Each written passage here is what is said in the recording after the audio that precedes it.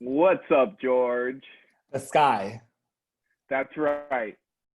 Ladies and gentlemen, the MOACA Media Podcast, episode number 49, as we established 49. right before recording. And you were 49. you were astonished.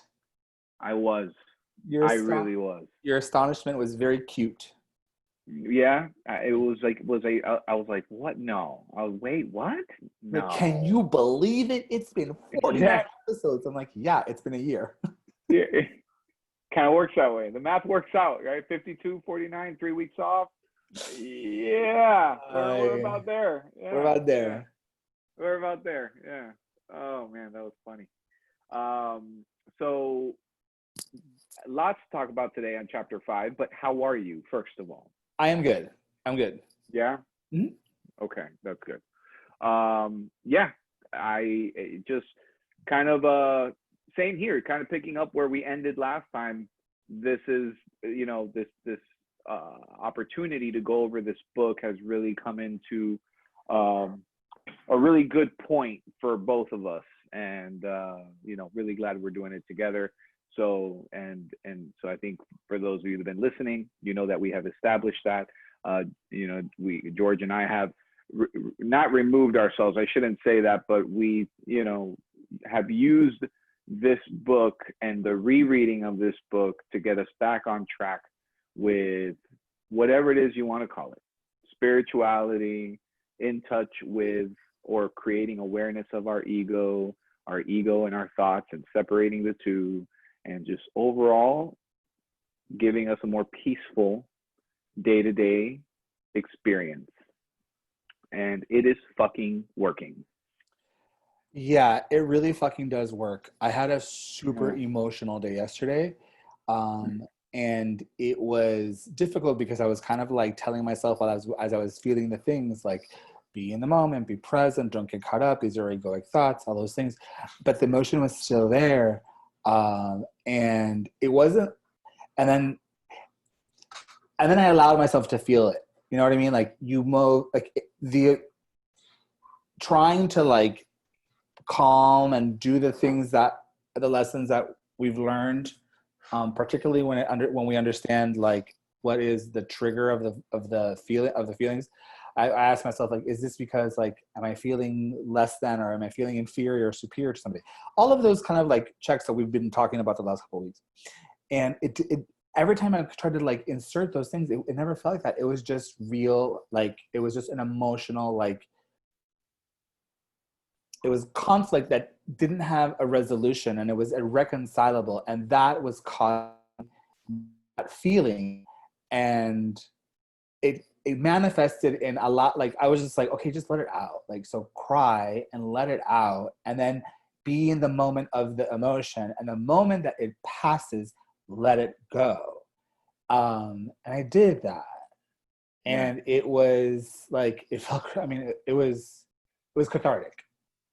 Yeah. It was cathartic, and it wasn't like I need to like, and it definitely didn't feel like something that I need to go back and revisit, because we've already done it. Like I cried the tears I cried. I said the things I needed to say. I expressed what I needed to express, and it's out there and it's done. And there's nothing. And now we forge ahead, knowing what we know. And that was a really good moment, because I've been feeling like I needed to keep some of that stuff kind of like in, and not let myself go like, fly off the rails and like have emotional outbursts and stuff.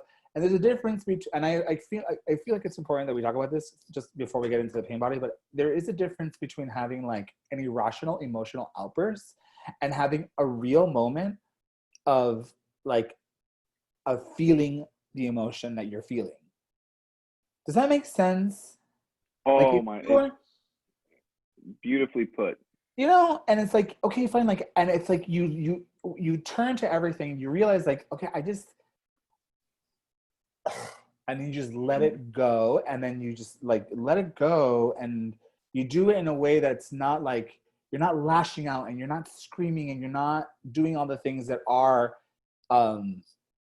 like that do feed all of those negative thoughts and voices in the head and all that stuff. It's just like letting it, like, kind of like decompressing, like letting the, like when you have the pressure cooker and you just press the thing, it's like, Yeah.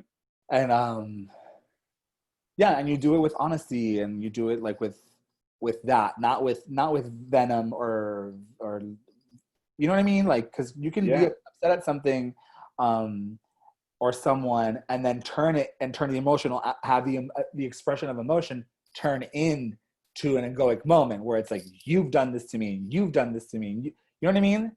And that wasn't Yeah. what's going on. And I was like acutely aware and of how I was feeling, so much so that as we're like talking, I'm able to like kind of like laugh because I'm like watching myself have this, and it's like, okay, kiddo, like, yeah, you get it, like you're really sad, but okay, like let's move on. Let's move Time on. move on. You're feeling better now.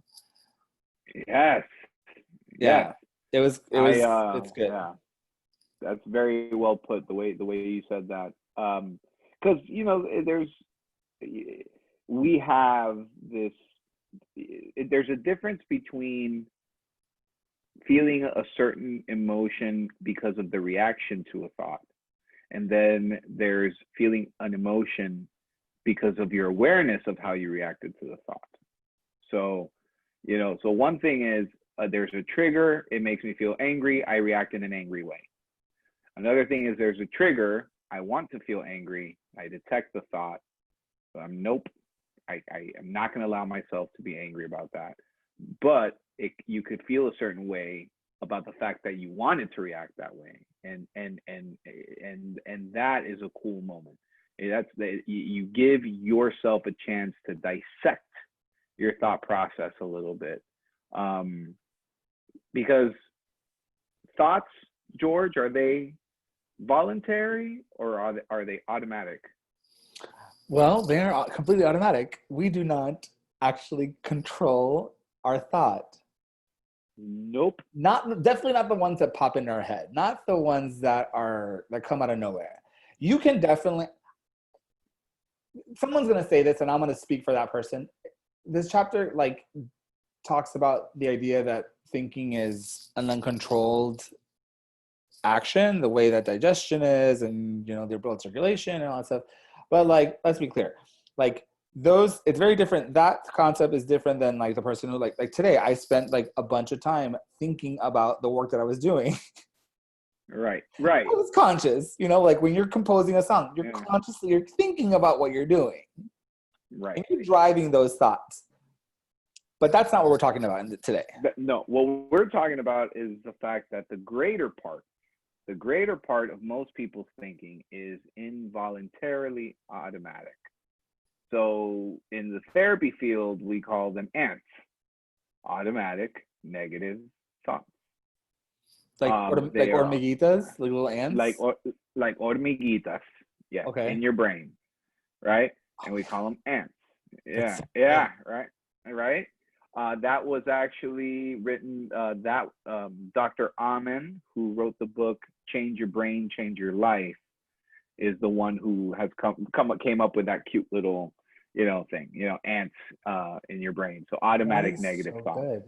good. So we that's like, here's what I love about everything we're talking about is because I do this on a daily basis, and there's so many things that are repeated that in my world, when I step into my world every morning, it's like, oh yeah, this is just, everybody should know this. You forget that we're in a space that you tell people that thoughts are automatic, and people are like, oh, I never thought about that.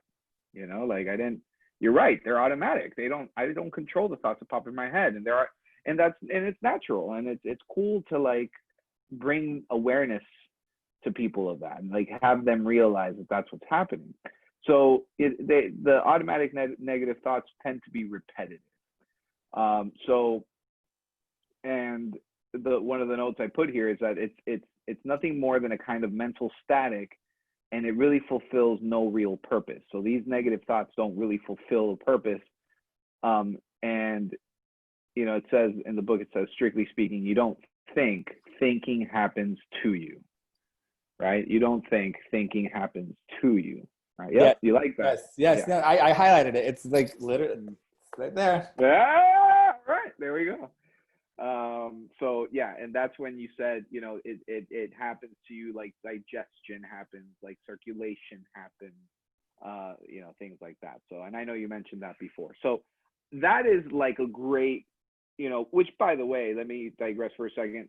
We're talking about chapter 5, the pain body. Yeah.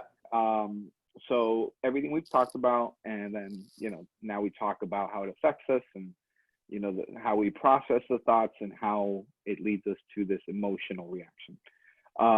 So the fundamental rule is, yes, thoughts will be automatic. Now, it's interesting because there's research that there's literature. I don't know exactly, off the top of my head, I don't remember, but there is research and theories about how, let's say you get through this book and it changes your life, and you start handling situations in a much better, more productive and effective way, that the automatic negative thoughts will diminish, because what you're feeding the subconscious is healthier. Because a lot of our automatic thoughts come from the subconscious. So there is a cool little piece there that is being researched, and I don't know how it's being researched. I don't know what they're using. I don't know what sample size, all that stuff. But that's a cool little concept, because I have found that to be true in phases of my life where I have been at complete and total peace. I realized that the automatic negative thoughts are minimal. There's larger amounts of space in between them. Mm-hmm. Does that make sense? Yeah. Like, I think there's less of them, and you're not as consumed by them as often as maybe you once felt like you were.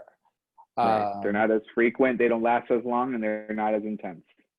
And it's a relief. It's a relief. Yeah. Freedom from suffering is a relief. Yep. In every way. Yeah. In every single way. Yep. And so to understand that, and to be able to continue to to actively apply it, is definitely beneficial. Yeah. In so many different ways. I used to get caught up in not trying to understand why someone would be resistant to it. I don't understand why you'd be resistant. This is so great, because of course I think it's great. So, but clearly we know why we know why we feel that way now. Right. And now it's okay, well, you know what? This is working great for me. And if you're curious to know why all of a sudden I'm in a different space, I'll let you know. But I'm not going to be do you know what I'm not doing? I'm definitely not shouting it from the rooftops like I once did. I'm not. Right. They talked about it before, how, I guess it was, he talked about it on the podcast. Okay. And it was a couple of chapters back. And he was talking about how there was a woman who was very ill and very sick. And all the conversations she'd had with people were constantly them bringing up how are you doing? How are you doing? And so she's how do I get people to stop talking about how I'm doing if that's all they want to do? And the advice was, well, just stop talking about it. Just don't bring it up. Mm-hmm. Doesn't mean that you're not dealing with your problems. It just means that you're not giving it air. You're not giving it life. Right. You're dealing with it in the moment. If you don't have to deal with it in the moment, don't. Look at that. That's amazing. I love it. I know. And which kind of it triggered something, because these what you said just triggered something, because a lot of when people don't do that, it's because they're taken over by these automatic thoughts. And if we don't get the automatic thoughts in control, if we don't challenge these automatic thoughts, what is created in our head? The thought. I mean, we're manifesting we're manifesting the negativity. Right, but that negative, yes, okay, so the negativity, which we call the voice in the head. the voice in the head that has a life of its own. Yes. Right. And people who don't challenge their thought and they just are at the mercy of that automatic thought, they essentially are at the mercy of that voice. Mm-hmm. You know, they're possessed by the thought, Mm-hmm. by the mind, right? The mind takes over. And since, you know, the mind is one of the biggest, I guess, processing parts of the mind is that it's conditioned by the past. Yes. So, you know, at that point you're forced. So this is where things like start blowing my mind, because at that point you are then forced to reenact the past again and again and again. So if you don't but you're acknowledge doing that because thought, it's like you're making the same mistakes because you're thinking the same way over and over again. Like if you're constantly taking things personally, if you're constantly thinking that your partner is like criticizing you, or like a comment is like, oh, what are you trying to say? You're trying like that I'm a terrible person? It's like, no, I didn't say that. And you and you have those arguments over and over and over again. Mm-hmm. Yeah. Because in your mind, you're just like, he's criticizing me. I'm no good. Blah blah blah. And in this situation, in this example, the big question becomes, well, who was the first person to ever criticize you in your life? I mean, right? How did you feel? How did you feel? You know, I'm not asking you directly. I'm saying in general. Like in this situation, you know, I would say, okay, so, you know, because you would take it that way because you've connected an experience with an emotion, right? And you felt a certain way. You felt bad. You felt put down. You felt looked over. You felt discounted or devalued, right? So then we don't process that. But the brain lives there. The brain is conditioned by the past. So then, you know, next thing you know, you're married and somebody says something similar something what somebody told you when you were 9. Yeah. And the feelings just come back and you're like, why the fuck? Why would you talk to me that way? Who the hell do you think you are? Da da da da da. And like now you're reacting based on this experience that you had, you know, 30 years ago, you know, instead of acknowledging the thought and like, why do I want to react this way? Why is this triggering me? What's a better way of reacting? How could I handle this better? You know, and so it's just the difference between falling for the thought, right? Because if you don't challenge the automatic negative thought that comes into your mind, the voice takes over. The voice in your head takes over. Mm-hmm. Yeah. So fascinating. Yeah. And yeah, so and digging into our past is a very, you know, that's always a scary thing. So. You know, I don't, for as much as it's helpful to understand where you came from and the experiences that you have when you talk about the past, it's like the past experiences, right? Yeah. And how they make up who you are, and how, not how they make up who you are, but how they make up your perception of yourself, what your ego perceives to be, you know, what are those points of weakness that just really get that motherfucker going. And by now I feel like we should have a good idea what that is, right? Like, yes. You know, I had a huge moment when I was trying to understand like why my brain thinks the way it does, why I get caught up in things, and for me, I feel like it's just why I've always had this need to be the best, number one, and yet not always like work the hardest for it. Like if it didn't come naturally easy, I would just didn't go all in on it, but I still wanted to be the best at it. It's strange, and I don't know how else to describe it, but if I was the best, I was pissed off. And sometimes I didn't deserve to be the best because I didn't work hard enough for it, but I was still like pissed off about it. Right. And I wanted to win at all costs. And I didn't talk to like the only other person I feel who would know this would be my sister, because she's the only other person who grew up under the same roof as I did with my parents. Right. And so I have the impression that like I got the need, like the feelings of validation that I get that I feel like I need. Remember when we talked about back in the day, we talked about the love language thing? Yeah. The love language thing now I have like, I'm a little bit more like skeptical about, but it has it's okay.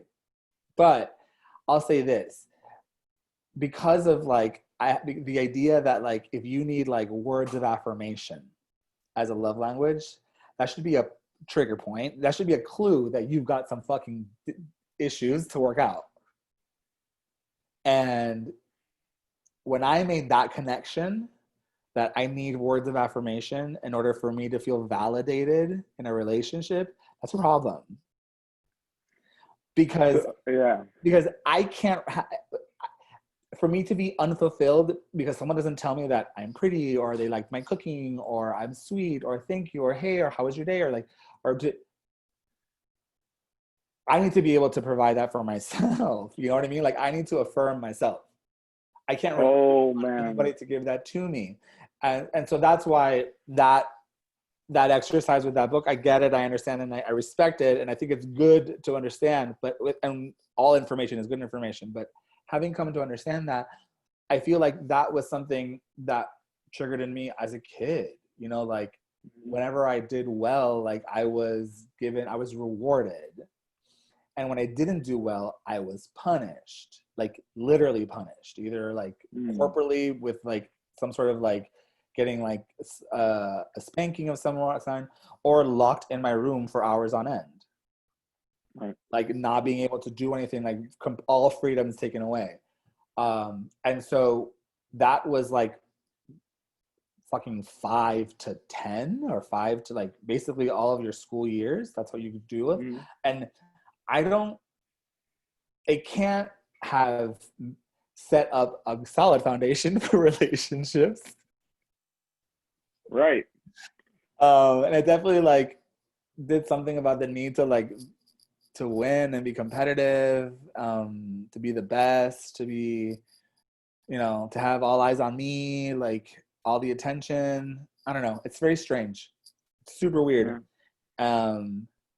But that, I guess, would be like this pain body. That's the one that I feel.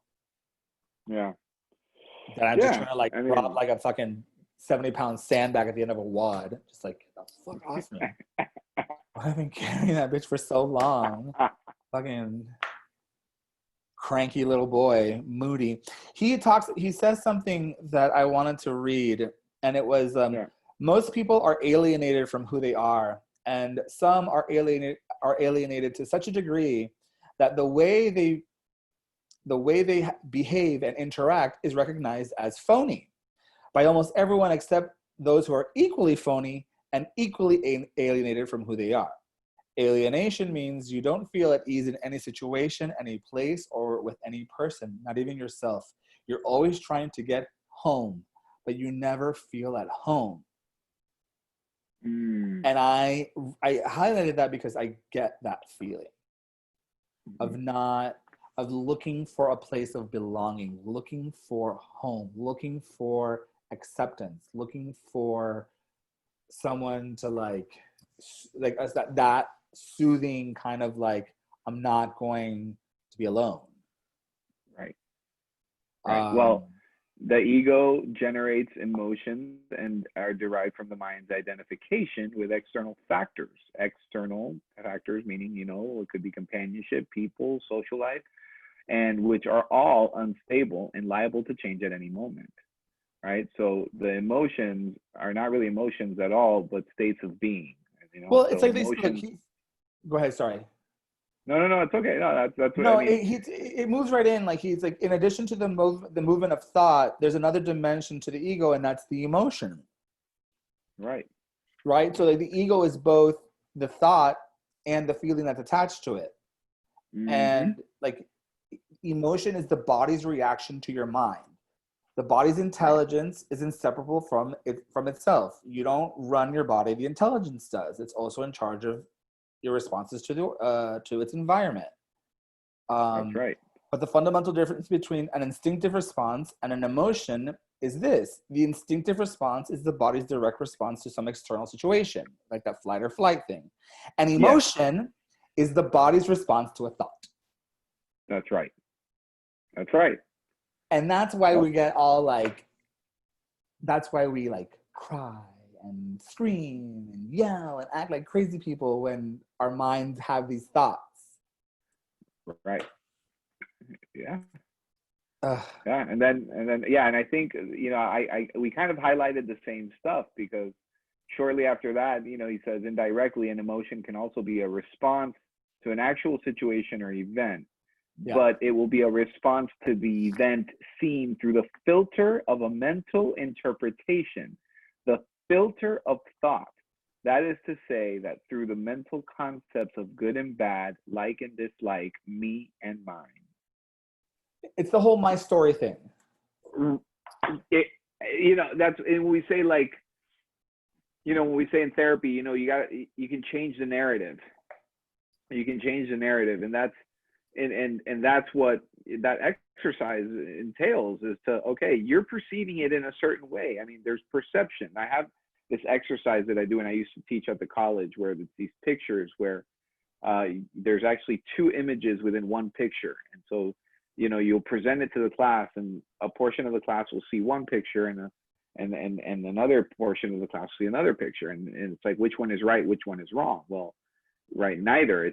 They're both right. It's just a matter of perception, and so anyway, I digress. So yeah, perception is, a big thing, because that's, our perception is dictated by our previous thought or our current thought, or how we connect a thought or an emotion to a thought, or how the emotion that's triggered by a thought. So yeah, cool. I like that we've highlighted very similar things. I mean, we're twins at this point. We're like born so, 3 days apart in the same year. Like, yeah, look at us. I mean, we're basically the same person. We're basically the same person, going on a year of a podcast. It's insane. It's insane. So crazy. So crazy. I love it. And so the ego is not only the unobserved mind, the voice in the head which pretends to be you. I love that, by the way. So let me just read that again real quick. The ego is not only the unobserved mind, the voice in the head which pretends to be you, but also the unobserved emotions that are the body's reaction to what the voice in the head is saying. So acknowledging that that voice in your head, that if you don't get it under control, your body will react accordingly, and like we see that, like kind of like in concepts like the self-fulfilling prophecy, just kind of repeating to yourself that something's going to occur until it occurs, and then when it occurs, you go, see, I told you it would happen. Yeah. And yeah, so yeah, man, I love that part too. So what does Eckhart tell us? What is a negative emotion? That's. Oh my God, I didn't study for this test. I didn't know there was going to be questions. Oh no. I feel like No, so it's unhappiness. I'm not. It's unhappiness. Yeah. He talks about this, and I did. It's on the next page. Yeah. And I actually put 3 exclamation marks next to this fucking sentence. Read it. The generic term for all negative emotion, semicolon, unhappiness. General unhappiness. Yep. But he's like, and the definition, like, what is a negative emotion? Question: an emotion that is toxic to the body and interferes with its balance and harmonious functioning. Fear, anxiety, anger, bearing a grudge, sadness, hatred, or intense dislike, jealousy, envy. All of these disrupt energy flow through the body, affect the heart, the immune system, digestion, production of hormones, and so on. And it's 100% true. It's so true. You can feel yourself different when you are not in the right frame of mind. If you are sad, you may not want to eat, or you may only want to eat. Things that are not, it removes you from your natural flow. And that mind-body connection cannot be refuted. It cannot. So and the only way, the only way you would miss it is if you haven't, the moment you become conscious of like if you're aware, if you've been working on awareness, right, and you know Yeah. how to like find a conscious state and be present, you're quickly attuned to what your body's feeling. And which is like, side note, like I'm down 20 pounds and I'm Yes, you 100%, are. I'm 100% like convinced that the last 10 that have really flown off have been because of the ability to be like aware and attuned to like the way I'm feeling and what my body needs. And it's like, and it really is a situation where you're feeding yourself when you're hungry, and and you find your pattern, you find your flow. Like we talked about it like a lot. Remember, like before we read all this book, I did that one show where I talked about like finding the frequency. It's the same kind of idea, but now we know now we have like the fucking evidence and words and to put it into better than what I just did, because fuck me, I can't even get the fucking sentence out. But you know what I mean? I do know what you mean.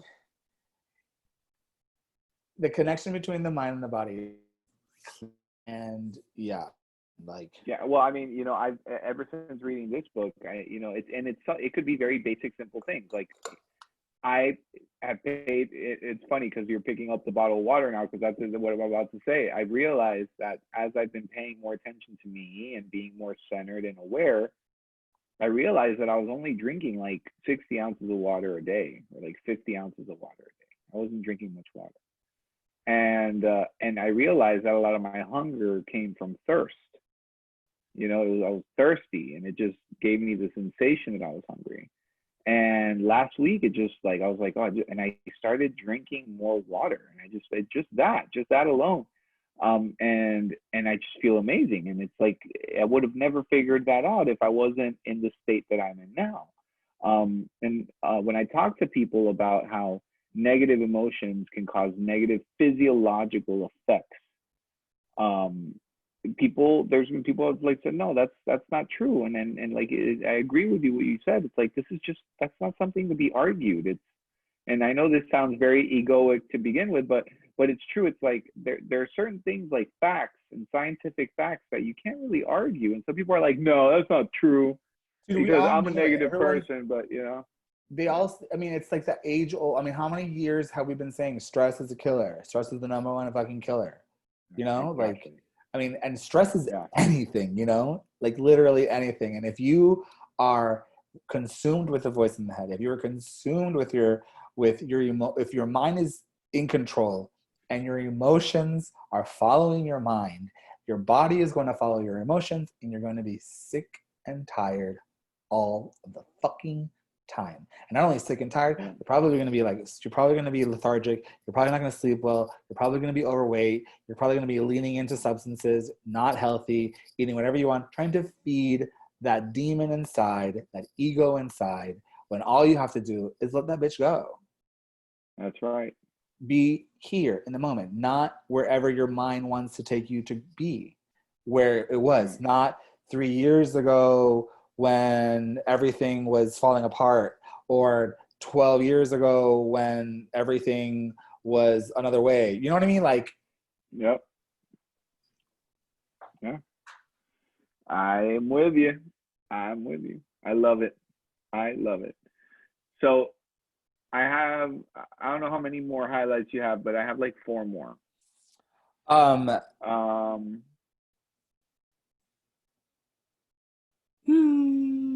Okay, positive emotions generated by the ego also contain within themselves their opposite, into which they can quickly turn. I like this one a lot, because we talk about a lot of negative emotions, right? Negative emotions are unhappy and all that stuff, but there's the idea also, because positive emotions, because the question then he poses the question, well, if the generic term for all negative emotions is unhappiness, the question is, do positive emotions then have the opposite effect on the physical body? Do they strengthen the immune system? Do they invigorate, and do they heal? And he says they do, but we have to differentiate the difference between positive emotions that are ego generated and deeper emotions that emanate from your natural state of connectedness and well-being. Positive emotions generated by the ego already contain within themselves their opposite, into which they can quickly turn. Here are some examples. when the ego calls love, what the ego calls love is actually possessiveness and addictive clinging, which can turn into hate in a second. And you see that. I know I've seen it with like, I've been in situations where like you can be like into somebody and the next they don't text you, you're like, yeah, fuck her. Yep. That's what that looks like.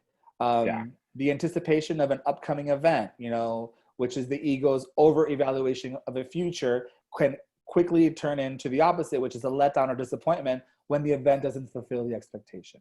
You plan a huge party, you're super stressed out, and nothing goes in. It's like, fuck this, fuck everybody, forget it. And it's like, what happened to the best part of the year, man? Right. There is not good when the positive emotion is generated by the ego. There's no good without bad. There's no high without low. Right. The deeper emotions are not really emotions at all, but states of being. States of being emanate from within you as love, joy, and peace that are aspects of your true nature. There it is. And I feel those moments when it's like in the simplest times, not in like the highs, not the highs. It's always in the small moments. For me, it's like when I'm like finished working out, you know, and like, you're like, and you're just like in that feeling of like having all the endorphins and you're done and it is accomplished and it does feel well, but you did it.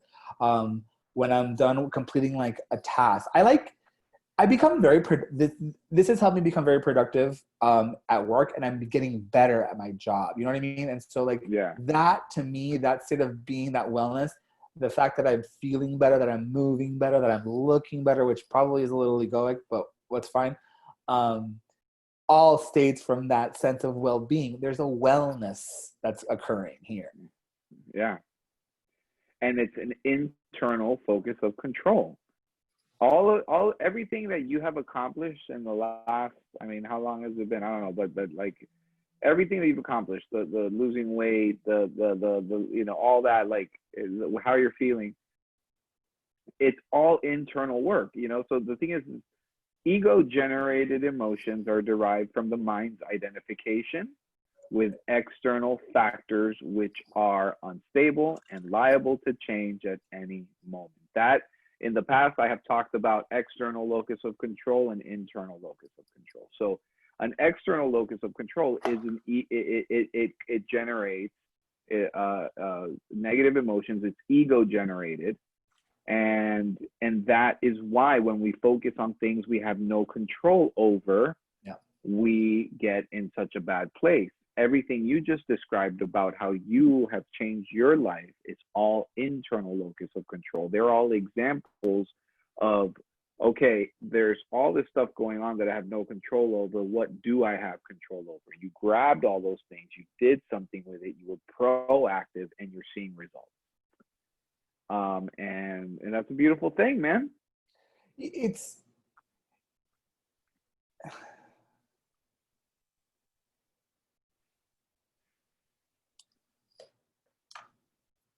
I spent a lot of time looking outside. Yeah. Like a lot of time. And I got nowhere. I had fun and things were good, but I got nowhere. Yeah. And it's really strange to live in a world where you look at what's happening to you and feeling, and it's like, the best word to describe it is kind of like, that victim mentality, like, or all of that stuff that we were talking about. And to not understand now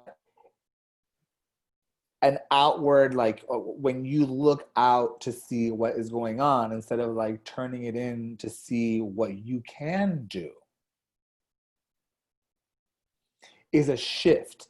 It's a paradigm shift in thinking that will give you the freedom that you never knew you could have. I don't know how else to put it. It's a conscious choice. You have to make a conscious decision. Like, you've reached a point in your life where like this way is like, it doesn't help you anyway, right? Mm-hmm. And maybe you don't know that, but the evidence is there if you look. It's probably there, and it manifests in a bunch of different ways, and the ways that we've talked about it, like the feeling of that unhappiness, you know. So, and if you're, go ahead. Sorry.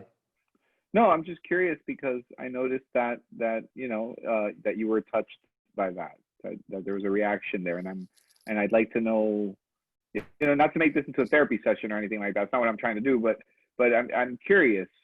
Sticking to this topic of that was very powerful, very impactful moment, because where did that you think that came from? I'm just like, acutely aware of behavior patterns that I have exhibited, decisions that I've made, things that I've said, basically like all of like my being, like my being, maybe not my humanness is more what it is. I was so detached from my being and so consumed by my humanness, and I was, Right. and I probably like would describe it as like my humanity, but there was nothing very human. I mean, well, no, it is, according to this book, it's very human. It was very terrestrial. It was very attached to the concepts of things, like the concept of what a marriage is supposed to be, the concept of what what a profession is supposed to be, what a life at 40 is supposed to be, what I'm supposed to be, what I'm supposed to do, and feeling like I just kind of like missing the mark every single time because I wasn't like, I didn't feel like it goes back to like that goes back to the idea of like, is the feeling attached to like is it attached to the idea of being inferior or superior? Then it was always one of those two. Always like, if I felt good, it's because I felt better than somebody. If I felt bad, it's because I felt less than somebody. I wasn't worthy of it. Like all that stuff. Right. It is like I didn't know it until I read the book started reading the book 5 weeks ago. And the frustrating part, the emotional part that I have, is that I could have saved myself a lot of time and effort. And I know I don't have to do it anymore, which is good. And so I'm happy about that. But I get upset about the carnage. Right. And and I know I can't do anything about it. So I don't worry about it. I don't worry about it. But when I do think about it, you get this response. This is what's happening. Right. Yeah. Yeah. I mean, and of course it does bring that part where, your personality is conditioned by the past, and that, and the past lives in you as memories. Yeah. And so all that's always going to exist. And I think, and I totally, I feel you. This is, I mean, as you're speaking, as you're, showing emotion, I've taken inventory too, basically. We're only on chapter 5, and it's the same thing. And I see you get emotional because I've had moments just like the one you showed right now, where I could have saved myself so much heartache. I could have saved myself so much pain. I could have, you look back and you cringe at certain things and things that could have been handled differently. And yeah, the moral inventory and things like that is just very powerful. And so I share that with you, and I appreciate your transparency. Look, we don't. For sharing that. You're very welcome. It's what we do here. We're having the talks. Yeah. We like literally talk. We said that we're gonna do this, and we're doing it. Yeah.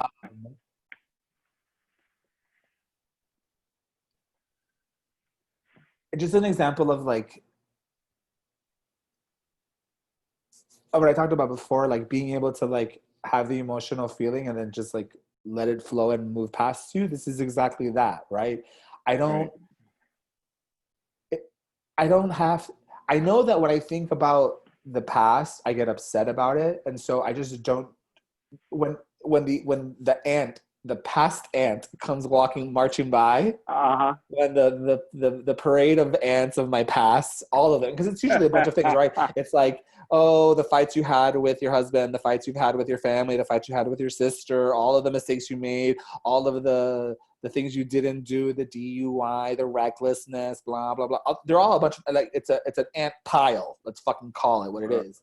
When they all start Right. marching through, now being able to like find the presence within and understand that they are just ants, and then it's just like, okay, like here we go with just like, I don't know, like fucking Raid or a fumigator, just spray them fucking down, and then they're gone, and then it's like, okay, Right. relax. We don't have to deal with, there are no ants. The ants are in your head. What's in front of you right now is your podcast partner, and you're recording right now, and that's what we're doing. So Right. there's no reason to talk about shit that happened 3 years ago, because, but Yeah. I get it. And like, that's why I think it's always important to acknowledge that it's not a perfect system, and like, this is a consistency thing. And if we've known anything and we've talked about anything, and if I've learned anything this year, is that being consistent is literally the best fucking thing you can do with It anything. is with anything. With anything. Absolutely. If you want to be successful Anything. in anything, just fucking keep doing it. Hack Keep at it. doing it. Go. Yeah. Don't Yeah. stop. Yeah. Yeah. And no, absolutely. I loved all that, and I agree with that. And then, just a little added layer to that is, what helps me, or what kind of helped me reconcile the whole past thing is, obviously, if we wouldn't have made those mistakes, we wouldn't be talking about the book. This book wouldn't be a part of our lives. It wouldn't have drawn us to this. We wouldn't have felt the need, right? I So don't even remember why we started talking about this book. I honestly feel like we had run out of things to talk about, and we were just like pulling for content. no, this was a buildup. I mean, No, listen, I have a, we needed it. We needed it, of course. yeah, But I like, have a I really clear feel like I pulled that trajectory. one out of my ass when I was like, I don't know. I could, like, I was just done talking about what's going on in the world. Like, I was done Right. talking about what was going on outside. It was getting me nowhere. I couldn't like, I don't know, who do I give my money to? Who do I listen to? What do I do? What's the, like, Yeah. which collective group do I need to like get pulled to? Because I like some of these guys, but I also like some of these guys, and my family, and my this, and my, no, Yeah. no. Yeah, I am done. I'm done. Yeah. I'm done. Well, no, and but we've been talking about this for a while though. Like, that's why I think that in my mind, the trajectory is very clear. In September, we had an episode where we talked about Power of Now, and then you talked about Eckhart, and then you introduced me to the podcast with Oprah. Yeah. And then this I could see in you, and when you go back to our past recordings, that this has been in you for a while, and there's been hints that you could tell that you've read the book before, and there's things you were doing. Yeah, dude. But and then COVID happens, and then all the social justice, all that stuff starts happening. And we had, I mean, all you gotta do is listen to the last 10 episodes, where we had moments of darkness, we had moments of hope, we had moments, it was an emotional roller coaster that was dictated by a bunch of things that we have zero control over. We were allowing ourselves, we were allowing our moods to be dictated by the noise. And that is draining, that is exhausting. It makes you sad, it makes you scared, it makes you all these things that, and then we just started, I think it was just kind of like, we need some Eckhart, and here we are, chapter 5, and so, I think it's beautiful, So I have one more highlight, and it's related to what we were talking about before we pressed record, which I love. Is it the duck flapping his wings? Because I love that one. Oh, no. Why don't you read that? Well, he talks. So this is the chapter where he talks about the monks. It's a story that you brought up. Yeah. He talks about the monks and about how he like picks up the girl and crosses her over, and the other guy like hours later is like, I can't believe you touched her. You're not supposed to do that. And the other guy's like, I dropped her off 5 hours ago. Why are you still carrying her? Which is so good. But what I love was the story of the duck with it's a subsection called The Duck with the Human Mind. And he talks about how two ducks kind of like get into a fight in like the pond, and then they like after they fight, they finish their fight and they all like they both like swim away. And what you'll see after they swim away is they'll each kind of like flap their wings furiously as if to release that energy, and then continue floating away and like come again as if nothing ever happened. Right? Right. That's Right. the story. And so like what he's saying is that this is how most humans live all the time. No situation or event is ever really finished. The mind and the mind made me and my story keep going. It's like you keep thinking about like what he did to me and what he did to me, and like that guy got me, and like the boss did this or my boyfriend did this, and you have that like that fight in your head over and over again. And the lesson of the duck is to just flap your wings, which translates as let go of the story and return to the only place of power, which is the present moment. Love it. Love it. I literally love did it. that today. I was like, I had a moment and I was just like, Yep. Yep. I'm going to start doing that. I am going to definitely start doing that. Flap your wings, just flap them out. And just, okay. Yep. I love that. You know what? I'm not even going to read my last highlight. I think that's where we should end this. That the duck story is fucking perfect. It is fucking perfect. Yes. Yeah. So that for me tops it. If there's anything else you want to add, I'm all for it. It's just the last part. The very last part is the past lives in you as memories. Yes. Right? And then when memories take you over completely, that they turn into a burden, they turn problematic and they become part of your sense of self. Your personality, which is conditioned by the past, then becomes your prison. Your story becomes who you perceive yourself to be. Yep. Most people carry a large amount of unnecessary baggage, both mental and emotional, through their lives. We limit ourselves through grievances and regret, hostility, and guilt. The emotional thinking has become our self. And so we hang on to old emotion because it strengthens our identity. Yep. Yep. Everybody carries in his or her energy field an accumulation of old emotional pain. And what is this? Yes. That's the pain body. That is the pain body. That's the part where really I was like, holy schmoly shit. All of those little things, all those accumulations, all that stuff, it all piles up and you're just like, meh.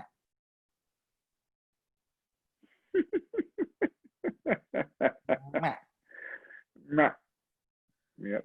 Yeah, mind, pain, body manifests as a moody person, and I'm done being moody. So fucking done. Yeah. And when I feel it coming on, that's the sign that something's off. Yeah. Yeah. With me, I'm very punishing and hard on myself, and I'm done with that. Because the whole like, why do I find comfort in punishing myself? The only reason I find comfort with punishing myself is because I grew up in an environment where I was heavily criticized, so that's just the language I carried on. I carried on that language on me. I was always doing something wrong. I was never standing in the right place. I was always in the way. I was always a pain in the ass. I was always an inconvenience. I was, and that became my story. And I repeated that to myself. I apologize, even in my adult life, I find myself apologizing for things that aren't deserving of an apology. Is that how that manifests? It could. Absolutely. It could. There's a lot more to it, but yeah, okay. Those, your need, to fit in with people, your fear of rejection from people, all these things that, I've surpassed a lot of that already. Sure. The lingering part was internal. The external part has been handled. Like, not caring so much about what people think. Like if, people don't accept me, then that's on them, not on me. Things like, like just not caring so much, like not being such a people pleaser, like all those things have been handled. But it doesn't mean that I was being any easier on myself intrinsically. And I'm working on now being I'm being a lot more gentle with myself. I'm being a lot more understanding, and it's really, really done wonders for my self-concept and my self-worth. And it's a beautiful thing. You know what I've figured out? If you're able to give of yourself freely, that comes back to you. So, but you have to understand when you do that, you're not doing it because with the expectation. Because I've done things with expectations, particularly Right. like going back to the love language thing. I went through the love language exercise, and I definitely look back on it now and thought, oh, well, yeah, it would have been great if I would have just been doing the stuff without waiting for my stuff to come along also. The difference is when you learn to give of yourself, and it's not just in my marriage, it's also in all of my relationships with my family, with my friends, with my coworkers, with people that like I have engaged with over the years on a probably like on a very regular basis, that I've always maintained at a very arm's distance. I've just dropped the arm, and I'm like engaging with people. I am giving, and I'm giving of myself, not just in tasks or duties, but in time, in like presence. Like, I don't know how else to say it, but like, I'm here. You're talking to me, and I'm going to be here with you. And Yeah. the synergy, the synergy that is created is given and received. You feel better. I don't know how else to do it, dude. It just like, I keep telling myself, just give, just give. And it doesn't come. I tell myself to do that because I have to remind myself that you always feel better. I've been a super, super selfish person. Super selfish, super egotistic, like in a traditional way, like all about me. Yeah. Right. And I know where that comes from also, because I know someone who I'm very much alike, who thinks a lot thinks about herself that way too. It's my mom. Yeah. In case you were wondering, guys. Yeah, it's me first, and everybody else, and that doesn't serve me. It definitely hasn't served me any good. And so to be done with that, and then to just kind of like flip the coin in the other direction, and to just like give, and has been cool. The part that like is just fucking ironic is that all of the stuff that I feel like I'm doing hasn't costed me any effort, hasn't felt that difficult. It was more effort to resist doing all this fucking shit and to withhold. It's more effort to withhold and to resist than to give. It just is. I don't know how else to put it. And it doesn't, I don't feel weak. I don't feel like I'm a doormat. I don't feel like I'm doing things I don't want to do. It doesn't come from that point. Our bodies tell us that. I mean, when our muscles are resisting, and we get aches and pains when our muscles give in, and they give in to the resistance, and they loosen up, and they ease up the tension, then we're not in so much pain. I mean, look at the we did so much exercise I was so resistant to, like, cardio for the longest amount of time, and we just went on a jog, and for how long, and we talked the whole time. It's like there's this idea that I had that story in my head of who I was, and I fucking shredded it. It's like fucking light that bitch on fire, because seriously. When like done, no more stories, no more. Nothing is written. Nothing is. There's no. What do they call that when everything is already there's no destiny. Right. Yeah. It just. No, I'm with you. And when you said about giving, let me tell you something. In the last 3 years, that's all I've done. I stopped doing things because I expected something in return from people. I just give of myself and give of myself. And yes, it's true. It comes back so strongly. And it's a beautiful thing. And when people come around and you create that attraction because of how much you've given, what you get in return is very genuine. It's very rich, you know? I don't know. And I was like, it's been great. if for the longest time I felt like I was waiting to do something else, and I ended up doing nothing. Does that make sense? I mean, I did a It lot of does. like looking on it. I did a lot of like spending time on my phone. I did a lot of like maybe spending time working out, but I didn't really do anything. All right. I don't know. Incredible. I feel very productive and things are going very well. And I'm very glad that we have found ourselves in the place that we are in. Yeah. There's nowhere else I'd rather be. And I'm very happy Likewise. that it is with you, my dear Likewise, George, my dear friend. Yeah, I love you, dude. I love you too, Carlos. Yeah. Very, very Yeah, much. man. Very much. Yes. Yeah, man. I'm excited. And then well, next week, yeah, I'm very excited. I don't want to jump ahead. Let's live in the moment. Let's enjoy. But I'm just saying that I remember the next chapter so vividly from when I read this book the first time. I have not read the chapter again, so I will get into that probably this weekend. But if I recall correctly, yes, and yes. So I'm excited. George, where can they find us? You can find this podcast anywhere you find your streaming service, podcasts, things of that nature and sorts. Apple, Spotify, Stitcher, Google it. Go to MOACAmedia.com. You can find a link to all of those platforms there. We're on Instagram at MOACA Media. I am at George I. Sanchez on Instagram. You can follow me there. All right. I am at Carlos.Escanilla, and anything related to music, I'm at Carlos305 Music. So this has been great, George. Guys, thank you for listening. Thank you for following along. And we will be back next week with Chapter 6. Bye, guys. Thanks, everyone. Bye.